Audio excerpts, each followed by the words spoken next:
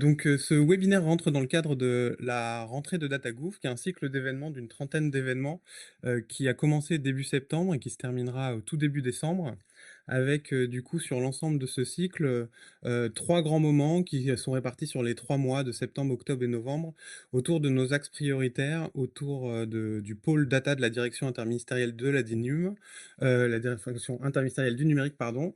Donc moi, je suis Geoffrey Aldebert, je suis responsable de ce pôle data et donc le mois de septembre était plutôt axé autour de l'amélioration de l'accès aux données. Le mois d'octobre, dans lequel nous sommes, plutôt sur la partie circulation des données. Et enfin, le mois de novembre sera consacré, lui, à la simplification des usages autour des données. Voilà. Donc aujourd'hui, nous sommes dans le cycle de la circulation. Et parmi les différents webinaires que nous organisons, aujourd'hui, ce sera un webinaire autour de la simplification des démarches administratives avec les API. Et donc, j'ai le plaisir d'accueillir Philippe Vrignot et Martin Fourcade. Bonjour Philippe, bonjour Martin. Bonjour Geoffrey. Écoutez, je vous laisse la parole. L'idée, c'est que vous ayez cette présentation. Donc, vous n'hésitez pas à poser des questions tout au long du webinaire on les concatènera. Moi, je les concatène et puis je les pose au bon moment aux différents interlocuteurs. Donc, Philippe, the floor is yours. Si tu veux partager ton écran, n'hésite pas. Oui, mais tout d'abord, peut-être on va se présenter. Donc Philippe Rilliot, donc moi je suis responsable du pôle relations usagers à la DINUM et on s'intéresse aux produits qui ont vocation à faciliter la relation usagée et en particulier autour des démarches administratives. Et en particulier, donc j'ai été à l'initiative de démarches simplifiées et c'est ce sur quoi on va regarder comment on intègre dans un produit toutes les API qu'on peut. Et je suis accompagné de Martin. Oui, merci. Moi, je suis développeur chez Démarches Simplifiées. J'ai pas mal travaillé sur les sujets d'API. J'ai aiguillé pas mal de choses. Donc, des API de pré-remplissage, donc pour donner de la donnée dans DS, des API pour sortir de la donnée dans DS et des API pour faire rentrer des données dans les formulaires de DS. Voilà, et c'est tout ça qu'on va vous montrer. Et pour ça, je vais partager mon écran.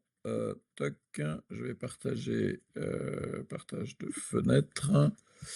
Partager cette fenêtre. Voilà, vous avez, tout le monde voit mon écran. Ouais. Donc, du coup, on est bien effectivement dans le cadre de ce cycle d'information autour des API. Et donc, on va se focaliser sur des marches simplifiées. Et on va revenir un peu sur l'histoire très rapidement de démarches simplifiées pour vous dire en fait que donc moi j'ai lancé ça il y a 10 ans et j'étais à l'époque en charge du programme Dites-le nous une fois. Donc ça tombait bien et on s'est vite rendu compte à l'époque, il y a une dizaine d'années, que si on voulait faire du Dites-le nous une fois, il fallait être capable d'avoir des outils qui permettent de consommer la donnée qui était mise à disposition par API. Et à l'époque, eh bien, il y avait très, très peu d'outils qui permettaient de faire à la fois de la dématérialisation, à la fois de la connexion aux API et puis de l'instruction des dossiers. Et c'est comme ça qu'est née Démarche Simplifiée, de ce manque en fait de produits, d'outils intégrant toutes ces fonctionnalités en même temps. Et vous comprendrez bien qu'en fait, le dites-le nous une fois était l'enjeu, un des enjeux de cet outil. Alors, qu'est-ce que c'est que cet outil? Donc, il est né il y a une dizaine d'années. Donc, pour ceux qui ne connaissent pas, l'idée au départ, c'était de faire le Google Form de l'État, hein, c'est-à-dire donner la possibilité à tous les agents publics qui sont en charge d'une politique publique de créer des procédures en ligne, aussi simplement, donc sans aucune formation. Et donc de créer des téléservices, de publier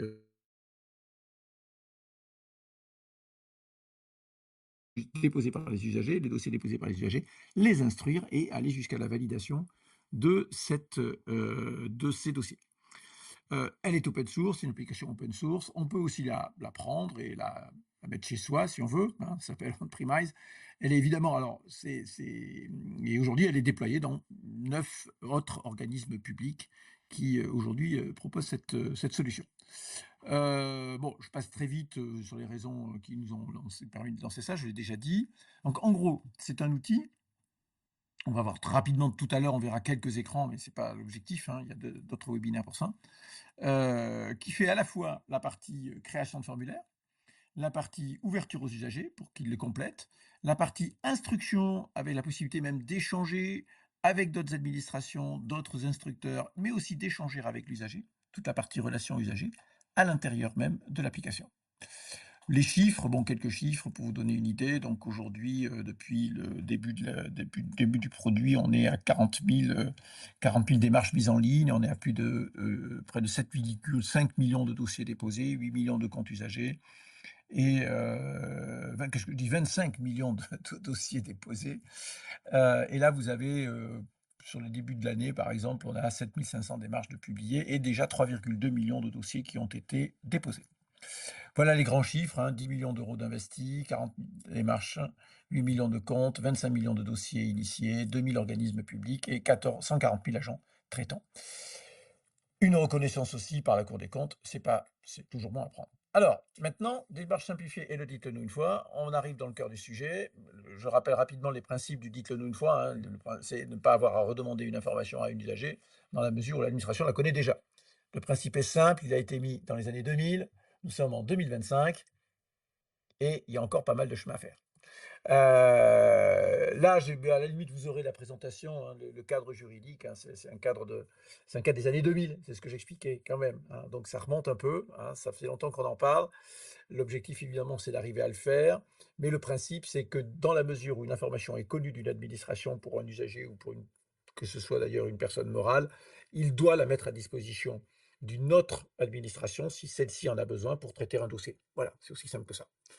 Et le principe, c'est voilà, l'article L114.8. Voilà. Donc tout ça, ça paraît simple, mais en réalité, c'est assez compliqué parce qu'il faut à la fois émettre de la donnée, ouvrir la donnée, et être capable de la consommer dans un outil qui sera connecté à notamment aux API.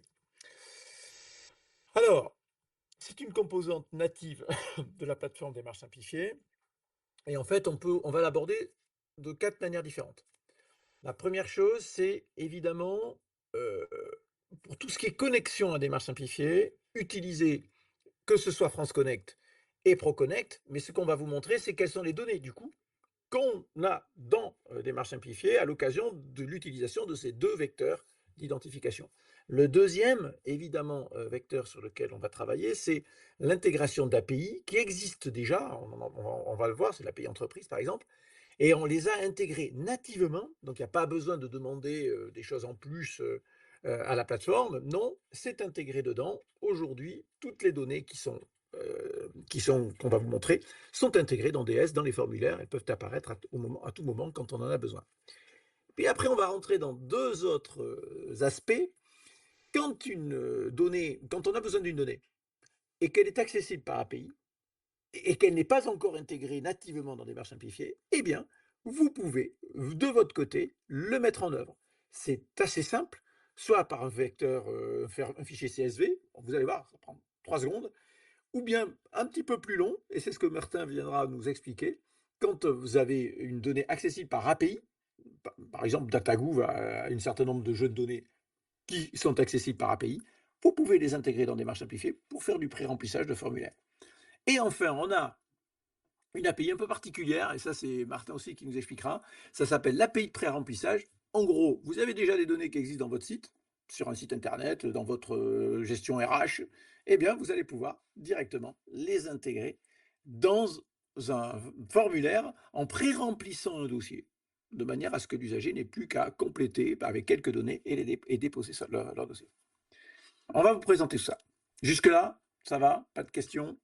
Alors, du coup, on a un problème de chat sur le stream. Ils nous entendent très bien. Là, il y a plus d'une cinquantaine de personnes. Par contre, les questions, on les voit pas. Mais du coup, je vous laisse présenter et démarrer. D'accord, on va essayer de régler ce Le chat ne problème. marche pas, ouais. Ok. Alors, je rappelle très rapidement c'est quoi le principe de fonctionnement de démarche simplifiée d'un côté et puis l'accès à des API. En fait, quand vous êtes sur un formulaire sur démarche simplifiée, l'usager il a une interface, il va rentrer une information. Cette information va ensuite être véhiculée la demande d'information va être véhiculée vers la DINUM. La DINUM, elle, va se retourner vers des fournisseurs de données. Donc ça, nous avons à la DINUM, on ne le présentera pas, mais on a ce qu'on appelle une plateforme d'échange qui va permettre de se connecter à des différents fournisseurs de données. Quand on a besoin de la donnée, elle revient donc à la DINUM qui la remet à disposition de démarche simplifiée pour que l'usager puisse la voir, ou l'usager ou l'instructeur. Donc c'est comme ça que ça fonctionne. Donc on va commencer par France Connect. Première des choses, comment faire en sorte que dans un formulaire, on puisse utiliser les données que France Connect ou ProConnect nous mettent à disposition, je dirais, de manière native. Alors, France Connect, vous connaissez, mais ce que vous connaissez peut-être moins, ce sont les données qui sont collectées auprès des fournisseurs d'identité, c'est-à-dire quand vous vous connectez avec les impôts, ben on va les récupérer un certain nombre d'informations aux impôts, enfin, au niveau de l'identification de ce que connaissent les impôts. Pareil avec les autres fournisseurs d'identité. Ces données, c'est quoi? C'est le nom, le prénom, le sexe, la date de naissance, le pays de naissance, la ville de naissance, accessoirement le nom d'usage. Je ne sais pas si vous êtes au fait de tout ça, mais parfois vous avez plusieurs prénoms, un prénom de l'état civil, et puis en fait dans la vie, vous avez un autre prénom. Donc voilà, ça fait partie des choses. L'email, qui est aussi une clé d'usage. Le numéro de téléphone et l'adresse, c'est pas tout le monde ne le met pas à disposition, donc on peut pas trop s'appuyer dessus parce que parfois ça marche pas. Et puis vous avez un identité en fait, technique qui est lié. Voilà. Alors comment ça fonctionne? Bah, quand vous arrivez donc du coup sur n'importe quel formulaire, tous nos formulaires proposent France Connect. Aujourd'hui, il y a 40 formulaires qui ont été édités avec des démarche simplifiée, tous se proposent France Connect. J'ai presque envie de dire, on est le plus gros, le nombre de démarches les plus importantes qui existent avec France Connect, c'est sur démarche simplifiée. Pour entrer avec France Connect, et alors là, vous avez une mire qui vous dit est-ce que vous voulez vous connecter en tant que, du nom et du prénom que vous avez. OK, je dis OK, et à ce moment-là, la première des choses qu'on fait, nous, dans Démarche Simplifiée, on va pré-remplir les données de type prénom et nom des informations qui sont remontées automatiquement de France Connect. C'est le premier exemple de la façon dont on peut faire tout simplement du pré-remplissage de données avec une API particulière qui s'appelle l'API de France Connect, mais c'est une API. Un petit peu, je dirais, différent, mais qui fonctionne sur les mêmes principes. Ah oui, ça passe. Il y a un décalage. Il y a un décalage, mais on t'entend. Voilà. Voilà, vous avez maintenant l'écran. Donc, le deuxième, c'est ProConnect. ProConnect, c'est quoi? C'est France Connect, mais pour les professionnels. Alors, les professionnels, ce sont à la fois des agents, mais ça peut être aussi des membres d'une organisation, d'entreprise, une association, quelqu'un qui est connu en étant dans une structure morale, si vous préférez, avec un SIRET. C'est ça un petit peu la grande différence de l'approche. Sinon, c'est pareil. Vous êtes avec ProConnect. Du coup, ProConnect, donc, c'est cette solution officielle qui identifie en tant que professionnel. Donc, vous le retrouverez dans la présentation. Ça permet ensuite d'aller sur un écran. Et là, j'ai pris mon exemple. Donc voilà, moi je me connecte avec ProConnect tous les matins, sur d'autres services en plus, puisque c'est un bouton qui est maintenant sur plein d'outils publics et qui permet de faire du SSO, c'est-à-dire que vous pouvez passer d'une application à une autre sans avoir besoin de vous reloguer, comment dire, ou de vous réidentifier.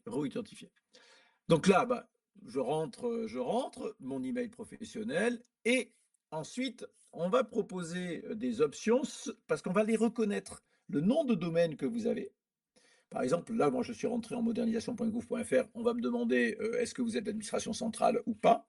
Si j'étais du ministère de l'Intérieur, eh bien, on me demanderait est-ce que vous voulez utiliser le dispositif passage 2, ça s'appelle, au ministère de l'Intérieur, du ministère de l'Intérieur pour vous connecter. Donc, vous allez utiliser le logging et le mot de passe que vous utilisez tous les jours dans votre cadre professionnel pour vous connecter à votre intranet dans le cas présent. On peut aussi activer le double facteur, ce qui fait qu'à ce moment-là, non seulement vous êtes obligé de vous connecter avec votre compte professionnel, mais en plus, on va vous demander un 2FA pour être encore plus sécure en matière d'accès à la plateforme Démarche Simplifiée. Quelles sont les données? Justement, qu'on récupère quand on utilise ProConnect. Et bien, vous voyez qu'on récupère là aussi le nom, le prénom, le mail professionnel, l'identifiant technique, on en a parlé, c'est quelque chose qui est propre à l'outil ProConnect, le SIRET. de l'organisme dans lequel vous travaillez, mais accessoirement aussi l'unité d'affectation, la population d'appartenance, le téléphone professionnel. Vous voyez qu'à ce moment-là, ça devient très intéressant quand on sait que dans Démarches simplifiées, 30% des formulaires qui sont mis en ligne le sont pour des agents publics qui effectuent des démarches en tant qu'agents publics, mais aussi pour tous les instructeurs et les administrateurs qui instruisent des dossiers ou créent des formulaires. À ce moment-là, on peut être certain de garantir qui est derrière l'écran en train d'effectuer ce type de procédure. Et vous l'avez compris, on a été en mesure aussi de faire des contrôles supplémentaires, par exemple de restreindre l'accès à certains profils, notamment le profil d'instructeur et d'administrateur, à une connexion par Proconnect, ce qui en fait interdit à un agent public de se connecter de son ordinateur personnel chez lui, par exemple. Sauf, évidemment, il peut le faire s'il est connecté avec un VPN, mais il ne peut pas se connecter comme ça, de n'importe quel portail, n'importe quel service, sans pouvoir utiliser son compte personnel, par exemple, local. Voilà. Donc ça, c'est les deux manières que l'on a de réutiliser des données d'API qui s'appellent Proconnect et France Connect. On passe à l'étape 2 maintenant, beaucoup plus intéressante aussi. Bon, ok, maintenant vous êtes dans Démarches simplifiées, super, et vous voulez faire une formulaire pour des personnes morales, ou bien vous voulez utiliser de la cartographie. Eh bien, tout ça, en fait, c'est déjà intégré dans Démarches simplifiées, et on va faire le tour de ces formulaires, de ces API, pardon, qui sont déjà intégrés dedans. La première, historique aussi, c'est l'API entreprise. L'API entreprise, bon, il se trouve que c'était moi aussi qui m'en occupais à l'époque, donc c'était plus facile. Donc l'idée, c'était de se dire, bah, écoutez, j'ai un numéro SIRET, eh bien, je vais pouvoir récupérer toutes les données qui sont aujourd'hui détenues sur une personne morale auprès de fournisseurs des fournisseurs de données concernant les personnes morales. L'INSEE, qu'est-ce qu'on a? Alors, on va les voir derrière, hein. On a l'INSEE, on a l'INPI, on a les douanes, on a Infogreffe, on a tout un tas de données. Et vous voyez qu'aujourd'hui, quand vous utilisez Démarches simplifiées pour créer un formulaire pour une personne morale, nous récupérons toutes les données qui sont ici. Le SIRET, le SIREN, le NAF, la commune, la région, l'établissement, les adresses, l'adresse de l'organisme, ainsi de suite. Mais aussi pour les associations, le numéro de RNA de l'association, son objet, on peut même récupérer des informations sur la réseau social, enfin bref, tout un tas de données qui permettent en fait de ne pas avoir à créer de formulaires en indiquant tous ces champs à remplir vis-à-vis de l'usager. Tout ça, c'est pas la peine. On demande le SIRET, toutes les restes des informations, on les a. Alors après, dans l'API entreprise, il y a l'API entreprise avec les données dites publiques, ce que je vous ai montré. Et puis on a aussi tout un tas d'autres données dans l'API entreprise qui, cette fois-ci, ne sont accessibles que si on a les droits d'accès à ces données dans le cadre de procédures bien particulières. Un exemple, les marchés publics. Pour les marchés publics, on va demander notamment l'attestation sociale et l'attestation fiscale. Eh bien, dans Démarches simplifiées, je vais vous montrer après que vous pouvez accéder à ces données, sous réserve que vous fassiez une demande complémentaire auprès de l'équipe de Geoffrey, qui a vocation à vous ouvrir des droits si vous si vous justifiez que vous traitez bien d'une démarche qui a besoin de ces données-là. Et du coup, bah, juste en aval, cet après-midi à 14h30, il y aura un webinaire qui va vous présenter justement cet outil qui s'appelle DataPass, qui permet d'habiliter une administration à l'accès à certaines de ces données. Donc, si vous voulez vous connecter cet après-midi, vous aurez la présentation côté habilitation. Voilà, moi je vais juste montrer l'écran, comme ça ce sera beaucoup plus facile. Donc comment ça se passe dans Démarches simplifiées? Ben, vous voyez, vous dites, ok, je veux par exemple faire un formulaire d'aide publique, un appel à projet auprès d'associations, auprès d'entreprises. Eh bien, dans ces cas-là, vous dites, oui, mais moi, je demande des pièces obligatoirement, que sont les attestations sociales, les attestations fiscales, l'alias fiscal, les informations de la Banque de France. Eh bien, tout ça, en fait, il suffira d'aller dans l'interface de création d'un formulaire, et puis vous avez une cartouche qui s'appelle jeton API entreprise. Très bien, vous dites, j'aimerais l'avoir. Et là, on va vous dire, bah, écoutez, si vous voulez un jeton, vous allez voir les copains d'à côté DataPass, ils vont vous donner un token. Ce token, vous venez le mettre dans le formulaire que vous êtes en train de faire, et vous aurez donc la possibilité d'accéder directement en tant qu'instructeur aux données d'attestation sociale, d'attestation fiscale et puis tout un tas d'autres données selon ce dont vous avez besoin. Ça, donc voilà le type, par exemple, de procédure que l'on peut. Alors, les marchés publics dans des marches simplifiées, pas encore tout à fait. On n'est pas encore une place de marché.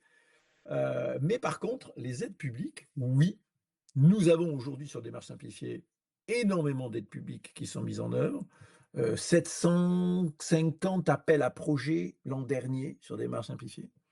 Les subventions des associations. Bah, en fait, aujourd'hui, vous avez tout le ministère de la Culture gère la totalité de ces aides publiques avec des marches simplifiées.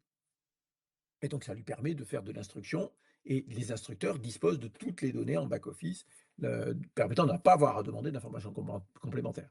Détection de la fraude, c'est pas trop nous, hein, c'est pas notre secteur. C'est pas, voilà, on n'est pas, démarche simplifiée n'est pas fait pour faire de la détection de fraude.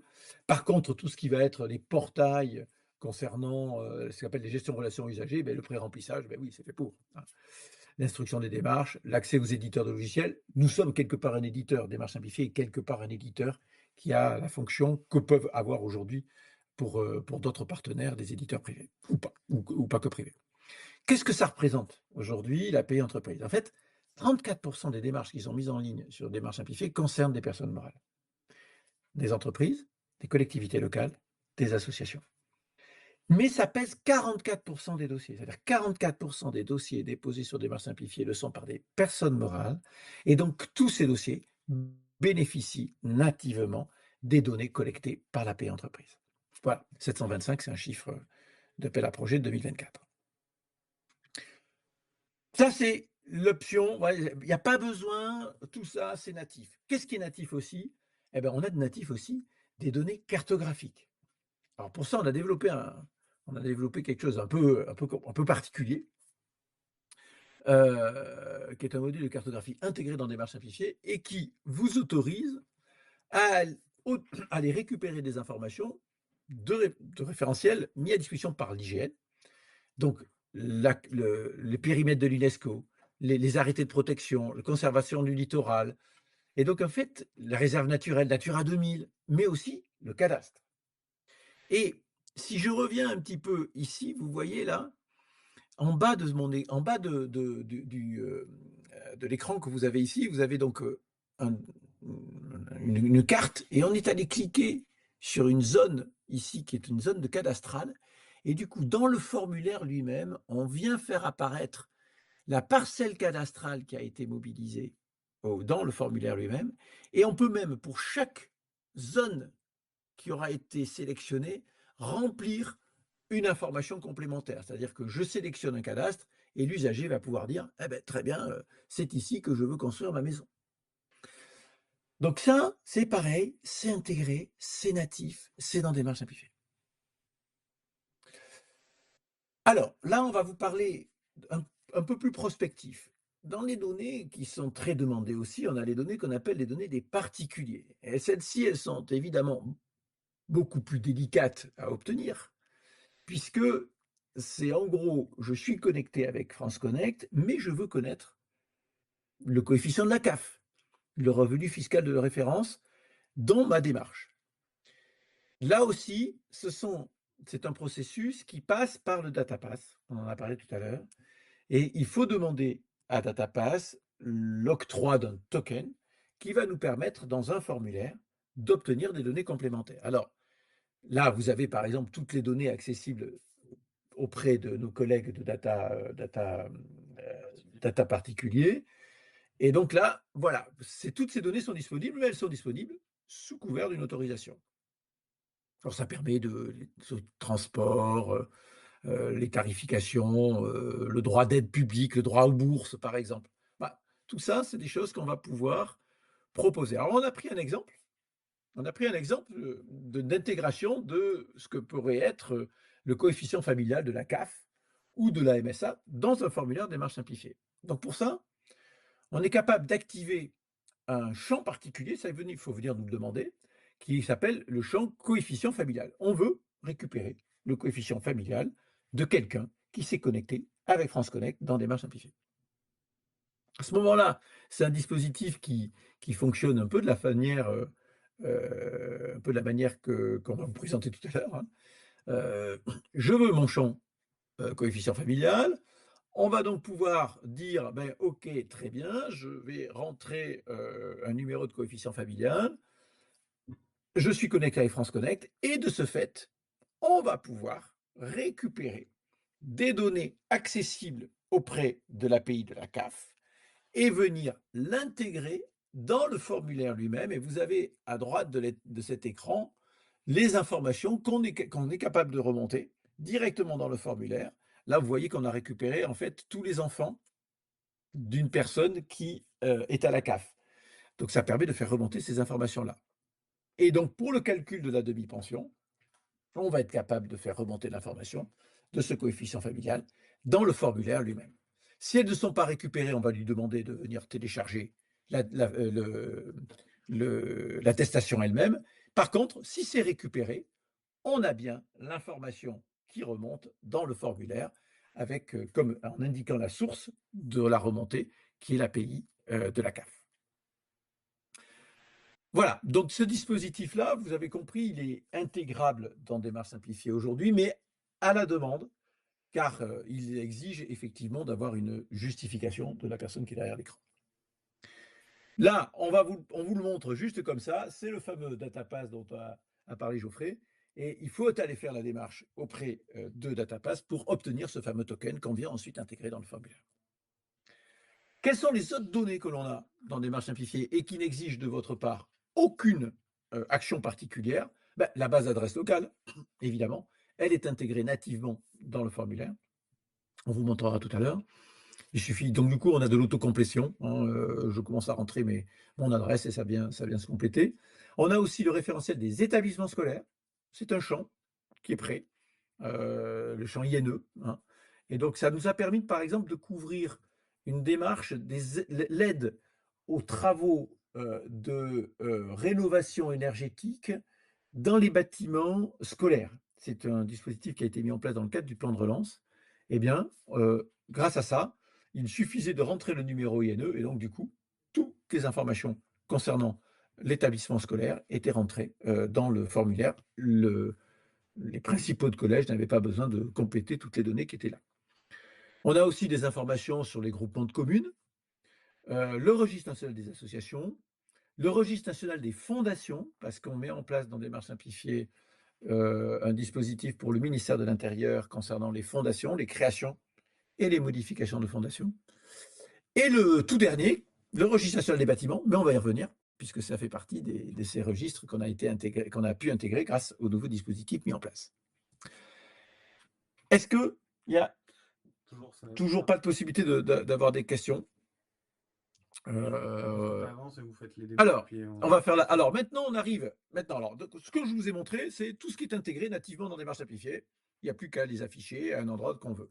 Maintenant, on arrive à ce qui est maintenant intégrable, mais selon ce que vous allez pouvoir faire. Donc, on vous met à disposition des possibilités d'intégrer des données, des référentiels, le référentiel par CSV, vous allez le voir, et le référentiel par API externe, qui va demander un petit peu plus de travail, mais qui est beaucoup plus puissant aussi pour vous.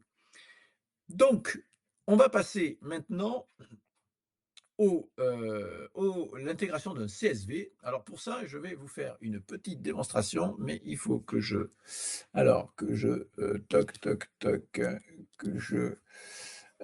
ne partage plus. OK, donc je reviens. Je vais essayer de partir. Je vais juste et je vais partager la fenêtre. Je partage cette fenêtre. Et donc là, je vais me retrouver ici. Voilà. Là, vous êtes dans un formulaire de création. La manière dont on crée aujourd'hui un formulaire dans Démarche simplifiée, vous voyez, c'est comme ça. Eh bien, je vais vouloir intégrer, vous voyez, j'ai un type de champ. Alors là, ça va, qui s'appelle choix simple. Et là, soit vous le faites manuellement. Donc là, manuellement, bah, vous rentrez votre liste là. Mais on peut aussi faire import de référentiel. Cet import de référentiel, il est en CSV. qu'est-ce qui se passe? Bon là, j'ai préparé un CSV, donc c'est les quartiers de la ville de Paris. Je les rentre, je suis allé les récupérer au demeurant sur le portail data.gouv, hein. Je me suis pas embêté et voilà, je Pratique. l'intègre. Donc il est ici, hein, voilà, je suis allé tout simplement récupérer le fichier en CSV qui est ici. Très bien. Je suis maintenant dans mon formulaire, donc j'ai importé mon référentiel. Il a récupéré 79 informations. Comment ça se passe? Ben, je vais prévisualiser mon formulaire. OK, très bien, voilà. Toc, toc, toc. Choix simple. Alors attendez, pourquoi? Toc, toc, toc. Voilà. Eh bien, mince. C'est ce que j'appelle l'effet démo. Alors attendez, ce que je vais faire, c'est que je vais supprimer. Très bien. OK. Déplacer, je pense qu'on est OK. Prévisualiser le formulaire.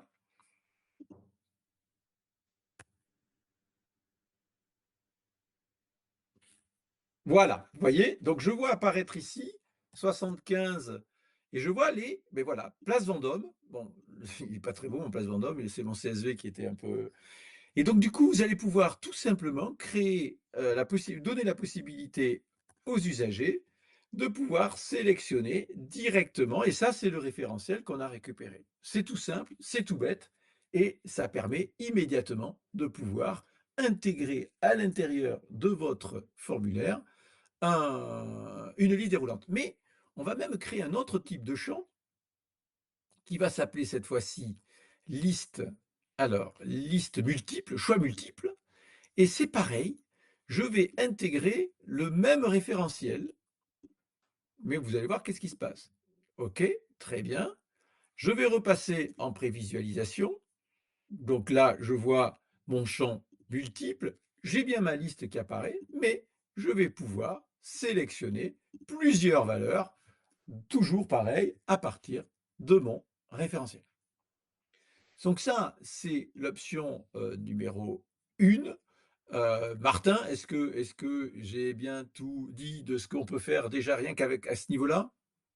Oui, oui. Après, Voilà. on a de la donnée complémentaire avec des exports. En gros, votre référentiel, nous, on va prendre la première colonne du référentiel pour l'afficher à l'usager. Et au moment où, parce que le DS, bon, on collecte de la donnée pour vous, et si vous voulez récupérer votre donnée, au moment des exports, vous récupérez des données complémentaires, parce que ça peut vous permettre de segmenter, de faire de l'analyse de données, etc. Voilà, en fait, ce que j'ai oublié de vous montrer, là, je vous ai montré ce que voit l'usager. Mais en fait, je vais pouvoir, si je m'amuse cette fois-ci, non plus à être en prévisualisation, mais cette fois-ci en vrai tester la démarche. Donc, en fait, je teste ma démarche. Je vais continuer à remplir un dossier. Très bien. Et là, vous allez avoir, alors, ils sont où mes champs? Toc, toc, toc. Est-ce que je suis bien? Non, je ne suis pas sur le bon formulaire. Je vais revenir ici. Toc. OK. Voilà, annotation privée, test voilà, de formulaire. Si je viens dans la démarche, elle est ici. Test de formulaire de test. Tester la démarche. Créer un nouveau dossier. Voilà, donc ça c'est. Alors là, je ne suis pas pré-rempli puisque je suis déjà connecté. Toc, OK. Voilà, choix simple. Donc, vous voyez, je fais ici. Et choix multiple, je fais La Chapelle et Archives. Je dépose le dossier. Alors, bon, il y avait un champ obligatoire. Je dépose mon dossier. Bien, j'ai déposé mon dossier et je vais passer en instructeur. Donc là, vous avez le fonctionnement de démarche simplifiée. C'est un formulaire que j'ai en test. Je vois ici, alors, il faut juste que je retrouve où est mon formulaire. Toc, toc, toc, c'est que j'ai du monde. J'ai du monde. J'ai du monde. Ouais, je ne sais plus où il est. C'était pour. En fait, quand vous êtes en instructeur, vous voyez toutes les données qui apparaissent en réalité. Euh, Voilà. Toc. OK. 3 dossiers traités, ils sont là. Vous voyez, je viens ici.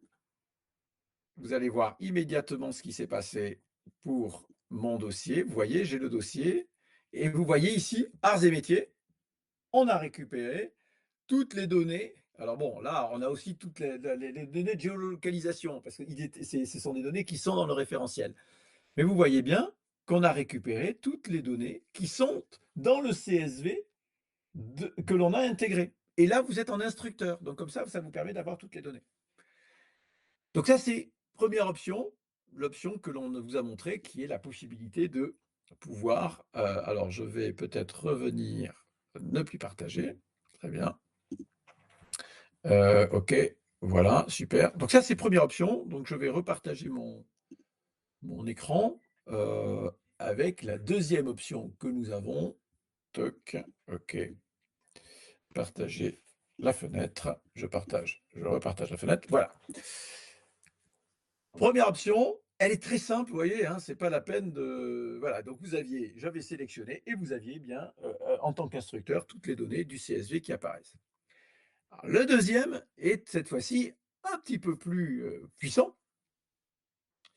Vous avez, une API, de disponible avec des données qui vous sont des données métiers à vous, hein, des données qui vous sont propres, mais on peut aussi avoir des API qui sont disponibles sur data.gouv et vous voulez récupérer ces données de façon à ce que dans votre formulaire, l'usager n'ait pas à remplir un certain nombre de données qui sont justement accessibles par ces API. Alors, pour ça, il y a une documentation qui est accessible, vous la verrez. Euh, on va peut-être vous montrer, on va faire la petite vidéo et Martin va prendre la parole, donc après on reviendra dessus.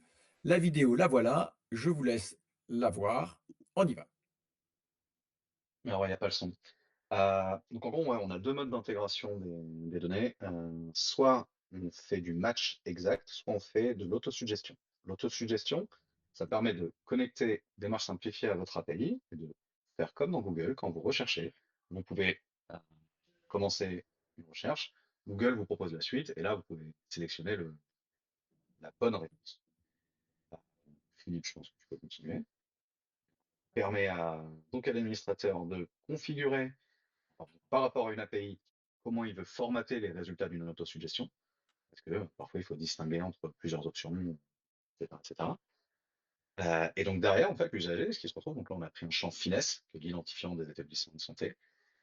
Ça permet à l'usager de commencer une saisie, de la poursuivre et de choisir une option donc parmi une liste. On fait du CSV jusqu'à 5000 entrées. Là, on peut aller dans une API et monter des millions d'entrées pour les utiliser. En plus, par rapport aux autres champs qu'on a présentés précédemment, on peut associer de la donnée de votre référentiel. En gros, votre API, elle porte plusieurs données. Nous, ce qu'on peut faire, en plus de ça, c'est afficher la donnée à l'usager. Typiquement, il faut lui demander sa plaque d'IMAT et lui rappeler son modèle. Par contre, les chevaux fiscaux, c'est peut-être pas quelque chose qui est communicable à tout le monde. Donc ça, on peut l'afficher à l'instructeur.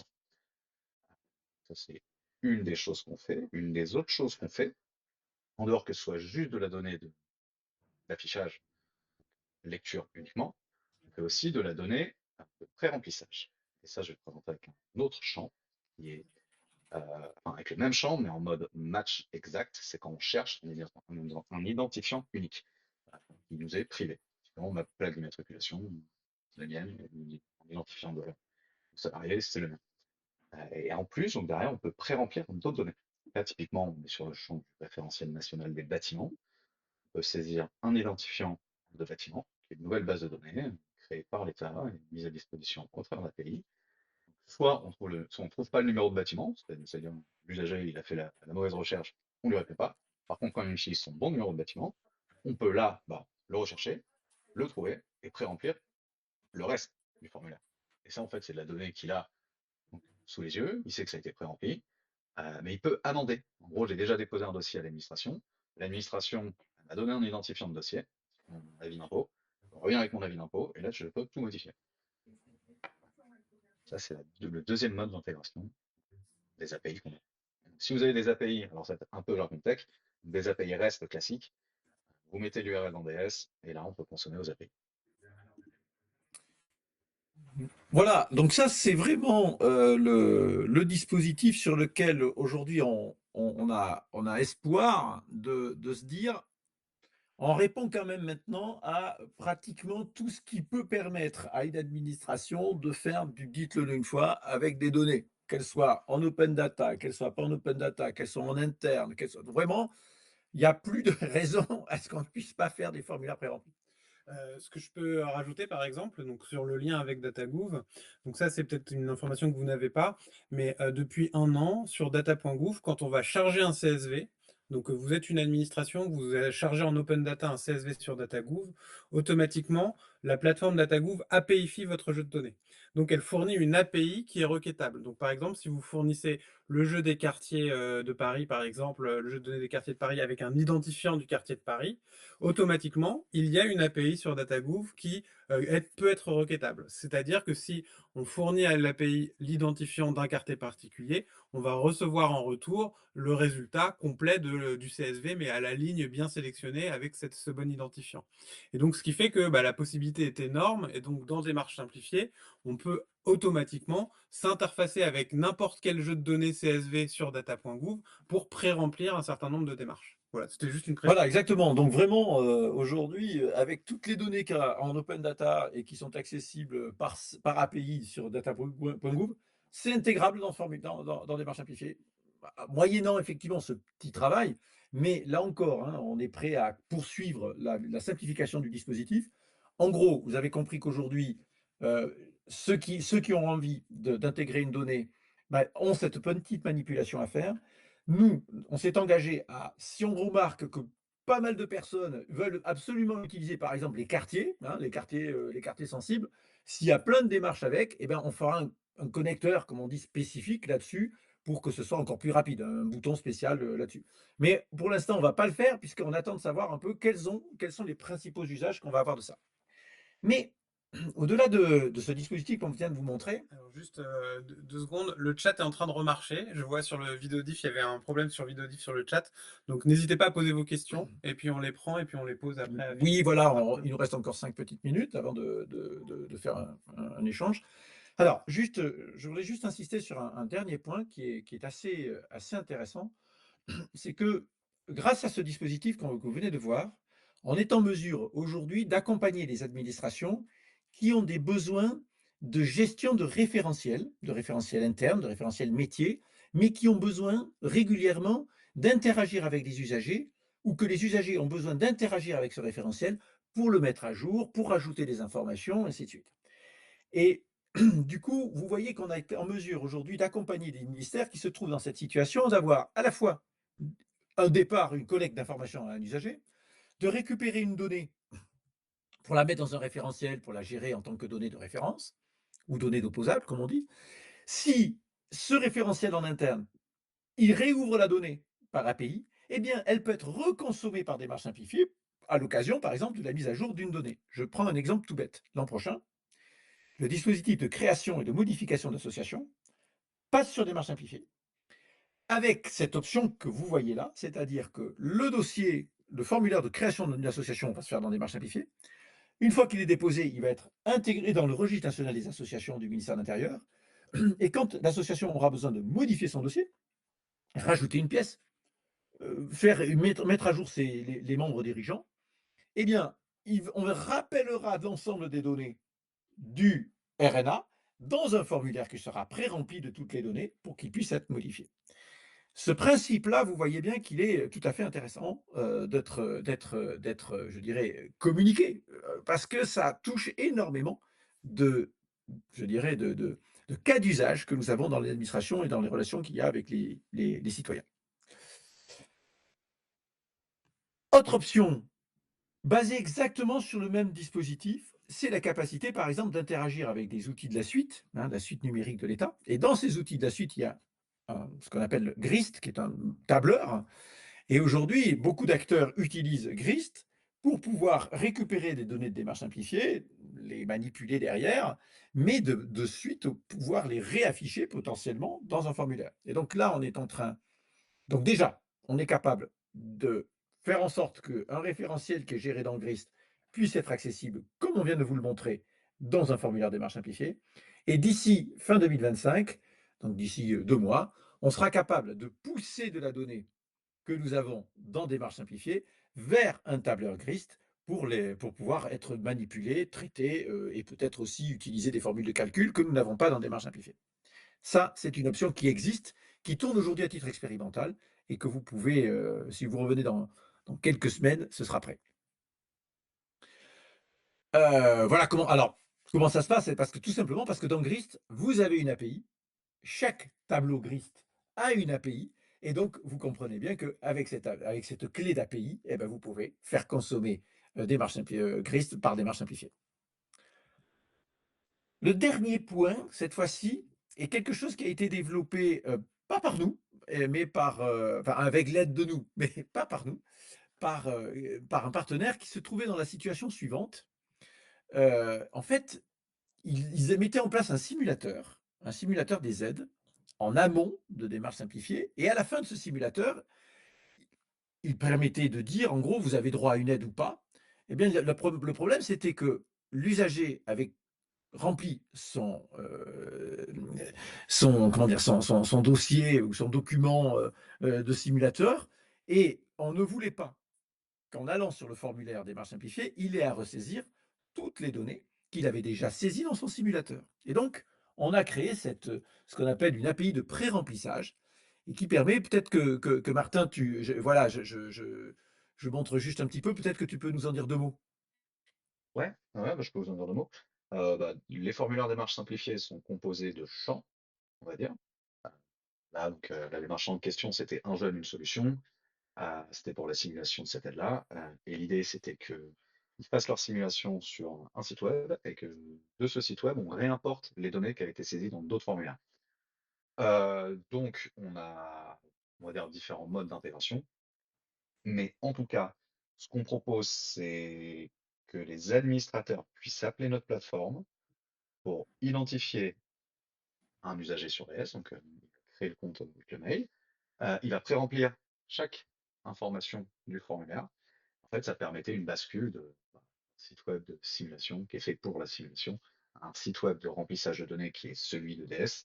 Et derrière, bah, tous nos mécanismes, euh, bah, les instructeurs, les exports, les données, ça revend les informations qui sont instruites, tout simplement. Voilà, alors l'énorme intérêt de ce dispositif, Est-ce que c'est tu as qu'il besoin de plus, en Yannick? fait, oui, justement, ce qui est intéressant, c'est que c'est un dispositif qui est assez facilement accessible, notamment, par exemple, quand vous êtes dans des gestions RH. Vous êtes dans un portail RH. Donc, c'est-à-dire que l'usager, il s'est déjà connecté à son portail RH et vous avez besoin de lui proposer de faire sa demande de CET. Eh bien, du moment qu'il est déjà dans un portail avec des données, vous êtes capable de prendre des données qu'il y a déjà dans le portail de l'usager, dans son portail d'agent dans le cas présent, et lui pré-remplir le formulaire de CET avec toutes les données qu'il y a déjà sur cet écran-là. Et ça évite du coup d'avoir à demander à l'usager de re-remplir dans quelle administration il est, et ainsi de suite. Donc ça, ce dispositif est aujourd'hui déployé par au moins trois simulateurs, parce qu'en fait, on ne les suit pas tous, hein. Notamment, il y a le simulateur des haies qui vient d'être mis en place, ou qui va être mis en place bientôt.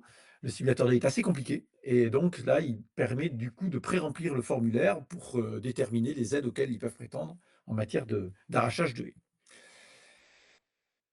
Alors, si on devait résumer un peu toutes les potentialités que nous avons aujourd'hui autour de la plateforme DS avec les API, elles sont résumées dans cet écran-là, hein, donc qui est un peu compliqué. Vous avez à gauche toutes les possibilités que nous avons, en gros, d'aller chercher une donnée accessible par API.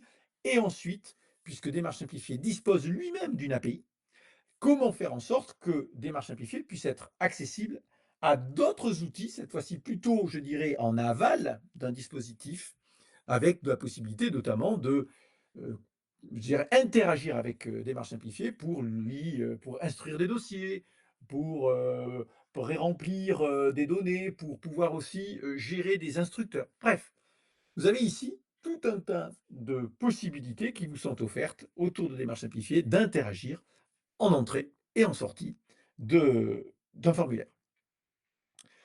Voilà ce qu'on pouvait rapidement vous montrer de la plateforme DS et en comment elle peut être aujourd'hui utile pour vous.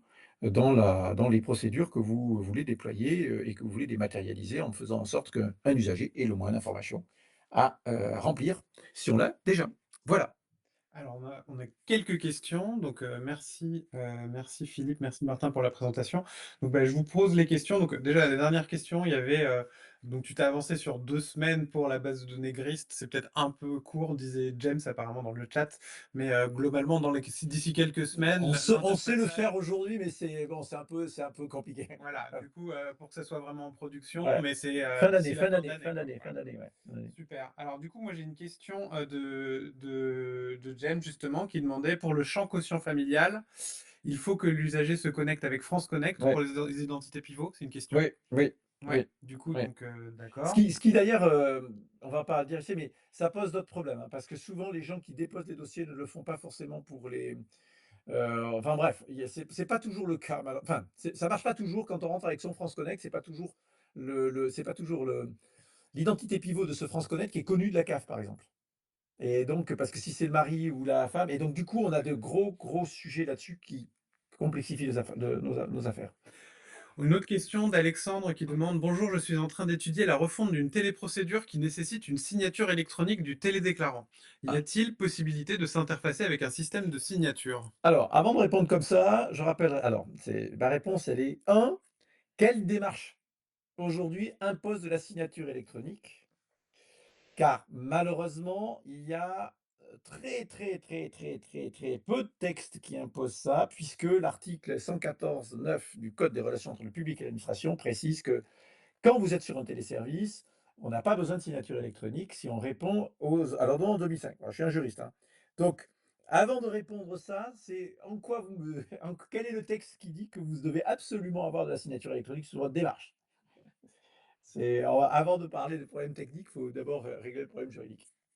Ça marche. Une autre question d'Anita, alors c'est plutôt côté API entreprise, donc je vais la Mmh. prendre, François, si tu veux compléter. Bonjour, question intégration API entreprise. Je comprends que l'API entreprise permet de collecter de la donnée provenant de plusieurs sources, Mmh. INSEE, etc. Donc oui, tout à fait, Mmh. c'est Oui. exactement le cas Mmh. de plusieurs administrations. Du coup, c'est un hub de concentrateur de plusieurs API qui proviennent de différentes administrations. Qu'en est-il, par exemple, de l'API marché de l'inclusion? La donnée ne semble pas intégrée dans le bouquet API entreprise. Donc oui, non, elle n'est pas intégrée dans le bouquet API entreprise, donc je vous le confirme.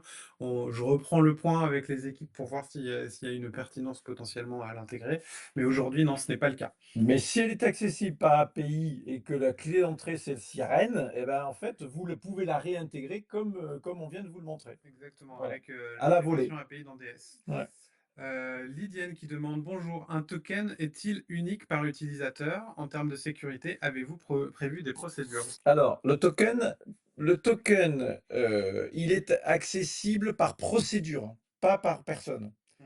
C'est-à-dire que c'est la procédure qui a le droit d'accéder aux données. Alors, mais c'est pas parce que la procédure accède aux données que les usagers vont pouvoir voir cette donnée si on considère qu'elle ne doit être vue que par les instructeurs. Donc, toutes les données, les fameuses données qui sont juste après là, aujourd'hui, on ne les montre pas. Surtout les données des entreprises, on ne les montre pas à la personne qui est derrière l'écran parce qu'on n'a pas de moyen de garantir aujourd'hui réellement qui est derrière l'écran en tant que représentant de la personne morale.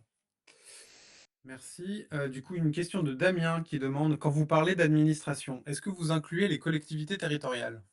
Alors, concernant démarche simplifiée, nous avons pris le parti de travailler avec des partenaires qui, offrent aujourd'hui un dispositif, le même dispositif que vous voyez là, aux collectivités locales.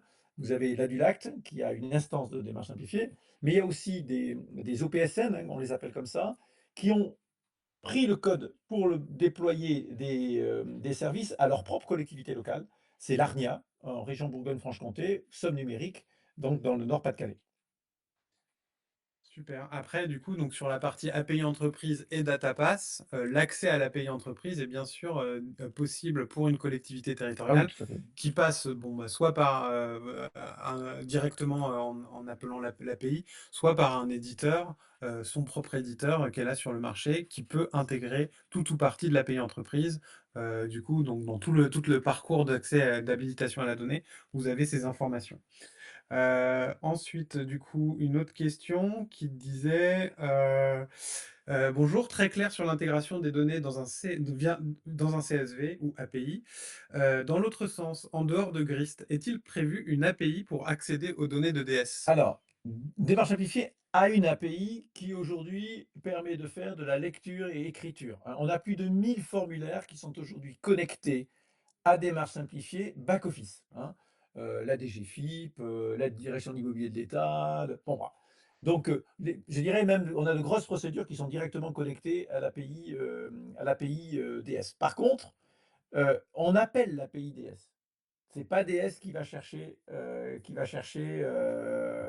va s'interfacer à des API externes. On pourrait pas y arriver parce qu'on a, je vous dis, 40 000 formulaires et plus de 2000 acteurs publics, 2000 acteurs qui sont connectés à DS.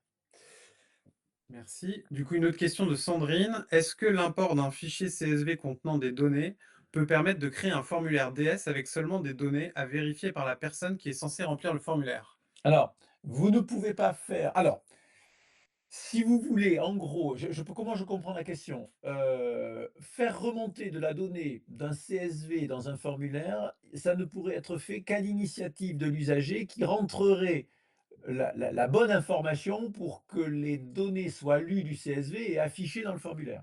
Par contre, on ne fera que l'afficher. On ne pourra pas la modifier. On fait pas du pré on fait pas du pré on fait pas du pré-remplissage de formulaire à partir du CSV. Sinon, il faut le faire par API, quoi. Par API, on peut le faire, ouais. Ouais. Ok, une question du SDIS35. Est-ce qu'il y a une vidéo pour visualiser comment se passe l'intégration des données de DS vers un logiciel métier de type RH, par exemple? Par exemple, comment sélectionner des dossiers démarches simplifiées à basculer en logiciel RH? Ou alors là, c'est Martin qui a fait toute la documentation de l'utilisation de l'API, Martin, si tu veux y répondre. On a une documentation extraordinaire. Je me trompe, Martin? Je peux essayer Je d'en ne faire. sais pas si tu nous entends, Martin. Ouais. On Ah, on t'entend pas on bien. J'ai l'impression que t'entend. ta connexion Ouais, il y a est une connexion qui passe pas marche. bien. Mais du coup, donc il y a de la documentation Oui, oui, oui. En qui est. fait, on a plein de documentation qui explique, comment utiliser l'API GraphQL, en fait, hein. C'est pas trop une problématique de vidéo qui explique comment on fait, que la façon dont on utilise, en fait, l'API GraphQL. Mais, aujourd'hui, heu, vu le nombre de personnes qui utilisent l'API GraphQL, on n'a pas eu on a un support, hein, le support est là, mais dans l'ensemble, bon, voilà, ça a l'air d'être compréhensible parce qu'on vient pas trop nous voir pour utiliser l'API. Ok, on a une autre question encore du SDIS35 qui nous demande, vous parlez de ProConnect, mais cette notion usage n'est pas connue des agents eux-mêmes. Donc alors, ce qu'on peut dire, c'est que ProConnect est un outil qui est encore assez jeune, qui est Mmh. donc opéré donc, dans la même direction que Démarche Simplifiée et Data.gouv par exemple. Donc c'est un peu nos voisins. C'est un produit qui est en cours de déploiement national, donc ça vient petit à petit, et justement on en fait la communication de plus en plus parce que vous allez le connaître par les produits numériques qui les intègrent. Et donc, vous allez voir que sur DataGouv, sur Démarche Simplifiée, vous allez pouvoir vous connecter avec vos comptes, mais il y aura aussi un bouton ProConnect qui vous facilitera la connexion et sur lequel vous pourrez basculer d'un service à un autre. Donc, petit à petit, en tout cas dans les briques interministérielles du numérique que nous proposons, c'est de plus en plus connu, mais on est conscient que c'est quelque chose qui est en montée et qui va être de plus en plus utilisé. Et c'est de plus en plus intégré aussi par des éditeurs et par les collectivités locales notamment, hein, puisque, c'est une manière aussi pour les collectivités locales d'harmoniser les modèles de connexion des agents et donc ça, c'est aussi c'est très soutenu par les collectivités locales. Une question de Clément encore. Le fait de pré-remplir automatiquement des données soulève des questions importantes d'un point de vue DPO, délégué à la protection des données, et en matière d'archivage. Mmh. Quelle approche recommandez-vous pour traiter cette problématique? Par ailleurs, est-il envisagé à terme d'intégrer dans Démarche simplifiée un lien automatique vers un SAE lorsque les dossiers sont transférés en archive, ou obligé de passer par GraphQL pour le faire? Alors il y a au moins 3 questions Ouais, on dans peut les prendre les il y deux. a ouais, ouais, c'est alors, je prends la première. Alors, déléguer à la protection des données, bah, de toutes les façons, dès que vous créez un formulaire qui collecte de la donnée auprès d'un usager, vous avez besoin de vous interroger sur les données que vous allez collecter et donc la règle de la minimisation des données. Donc, Votre CSV, beh, que j'ai envie de dire, vous faites le CSV qui correspond au périmètre des données dont vous considérez qu'un usager peut en avoir connaissance ou, plus exactement, qu'un instructeur peut en avoir connaissance. Donc, ça ne démarche simplifiée en soi ne remet pas, en cause ou quoi que ce soit le fait même que vous mettez en place un dispositif de collecte de données auprès de l'usager. Donc, j'ai envie de dire, oui, le DPO, bah, oui, bah, il faut que vous réduisiez, il faut que vous fassiez un CSV ou une API dans lequel vous n'allez utiliser que les données strictement nécessaires. Mais ça, c'est la responsabilité de l'administrateur qui crée le formulaire. La deuxième. Donc c'était, est-il envisagé à terme d'intégrer dans Démarche simplifiée un lien automatique vers un SAE Alors lorsque les dossiers sont transférés en archive? alors Ou est-ce qu'on est obligé de passer par l'API GraphQL? Oui, alors, enfin, oui, oui, oui, oui, enfin, bah, oui, tout simplement parce que, alors, on est allé regarder d'un peu plus près, hein, l'histoire de l'archivage, électronique là, et notamment la norme, comment ça s'appelle? Les RESA, non, comment ça s'appelle? CEDA. Bon, écoutez, aujourd'hui, on propose on met à disposition par l'API GraphQL toutes les informations nécessaires. Mais alors ensuite, la traduction de toutes ces données que vous récupérez dans un modèle CEDA, on peut s'appuyer sur des outils qui le font, hein, et notamment, la Dulact et Libriciel proposent des briques open source qui permettent de traduire, des données qui sont récupérées par, GraphQL de démarche simplifiée dans une norme qui peut d'archivage. Mais nous, on le fera pas, si vous voulez. C'est le client qui va le faire. Merci. Une encore alors on va en prendre, encore deux trois questions parce que là on a dépassé l'heure et après on arrête. Donc le SDIS 35 il demande: «Je suis étonné d'entendre que des données sont réutilisées pour du pré-remplissage alors que les données des démarches sont censées être effacées». Ça n'a rien à voir. C'est pas Pardon, excusez-moi, c'est 2 choses différentes.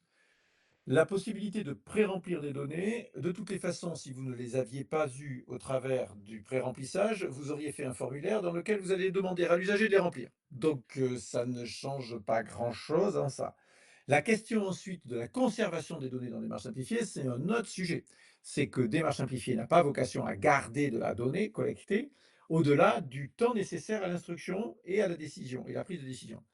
Ensuite, vous pouvez récupérer les données chez vous, de votre côté, dans votre outil, dans votre grist, si vous avez un grist, mais c'est pas que ça, vous pouvez le récupérer. Mais c'est plus de notre responsabilité. C'est la responsabilité de celui qui traite avec, les données et qui les a récupérées chez lui. Donc là, j'ai envie de dire, si vous voulez supprimer les données, vous le faites.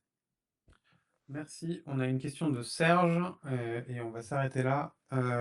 Est-ce que l'API permet de récupérer les statuts ou les événements des dossiers en temps réel, par Webhooks par exemple, de manière à les intégrer dans un orchestrateur pour piloter les workflows métiers? Vous pouvez le faire, il y en a qui le font. Tout simplement, on n'a pas de webhook pour des raisons de sécurité.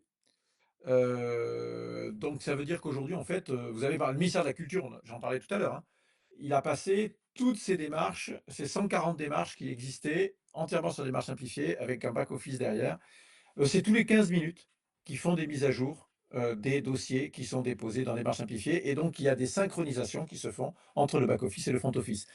Le webhook permettrait de le faire effectivement à la volée. Encore une fois, le webhook, pose un problème de sécurité, donc on les a enlevés. Eh bien, je vous propose qu'on s'arrête là. Je vous remets dans le chat les liens de contact, ou les mails de contact de l'équipe Démarche Simplifiée si vous avez des questions suite, à ce webinaire. Merci beaucoup, Philippe. Merci Martin. La rentrée de DataGouv, ça continue. Cet après-midi, justement, avec une présentation un peu de cet outil DataPass pour gérer les habilitations. Tout le mois d'octobre sur la circulation des données, le mois de novembre sur, les usages autour de ces données publiques. Même si on en a fait déjà un peu aujourd'hui avec des usages, par exemple. Eh bien, merci à tous, je vous souhaite une bonne journée et je vous dis à bientôt. Au revoir. Merci beaucoup.